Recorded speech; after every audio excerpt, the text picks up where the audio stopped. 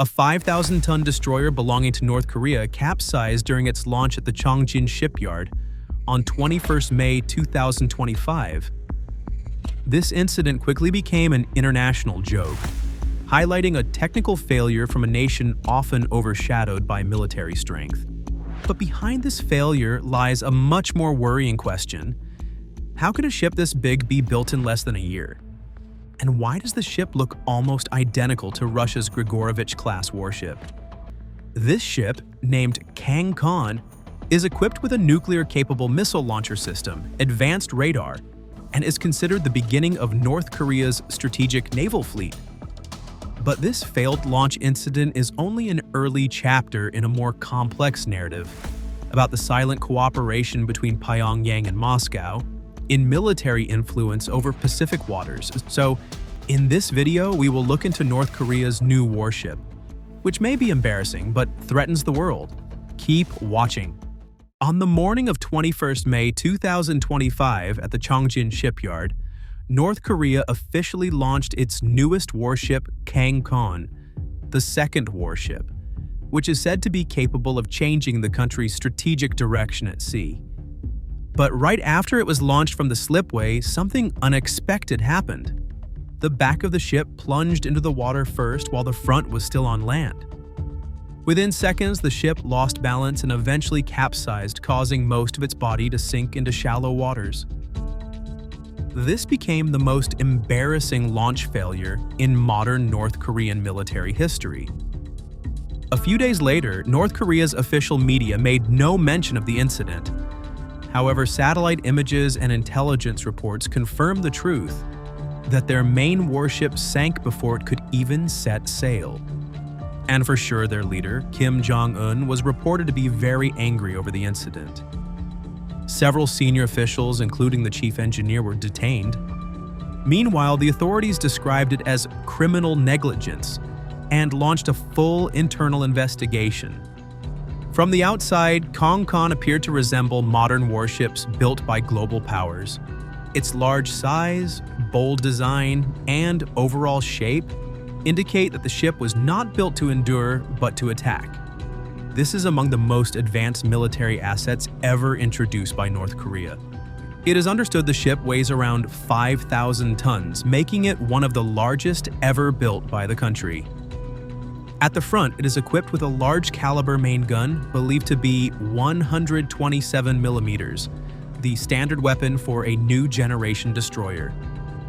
Its mid-structure houses a vertical launch system, a system usually found only on high-tech warships of the United States, Russia, and China. Atop the control tower is a phased-array radar system, a modern radar capable of detecting and tracking targets from multiple directions simultaneously.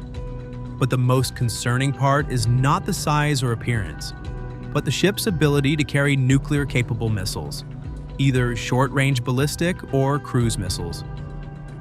From its weapon and system configuration, many analysts believe Kang Kon was designed to carry the fight deep into the sea and, if necessary, serve as a launch platform for nuclear attacks from the sea. In military terms, this is no ordinary ship. This can be considered a moving threat, and for a country like North Korea, which previously only had limited naval capability, the birth of such a ship marks a major shift in strategy, from coastal defense to ocean domination.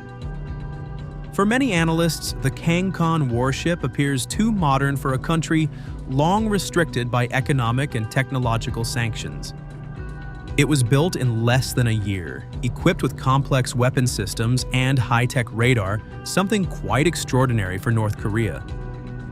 This raises a question that cannot be avoided. Did North Korea build this ship on its own, or was there help from another global power?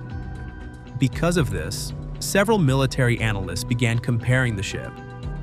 Upon closer look, its design closely resembles Russia's Grigorovich-class frigate. The ship's upper structure, radar arrangement, and weapon system layout look very similar to Russian-made warships, as if taken directly from their original blueprint. An exclusive report from the Wall Street Journal claimed there's a secret cooperation between North Korea and Russia. As Russia faces weapon shortages due to the war in Ukraine, North Korea was reported to have sent artillery shells and rockets to Russia. In return, Pyongyang may have gained access to military technologies including fire control systems, ship designs, and radar components.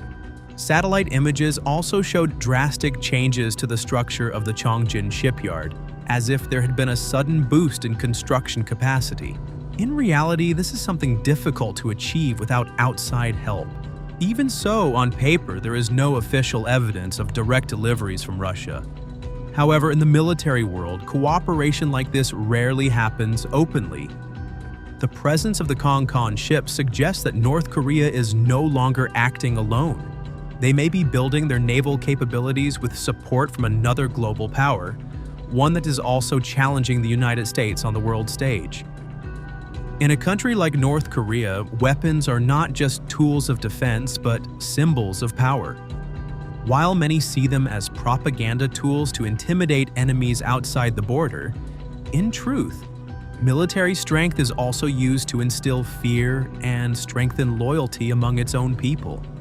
Even though the first launch failed, Kang Kon was still celebrated in official North Korean broadcasts after it was successfully launched the second time, and portrayed as the country's greatest maritime achievement.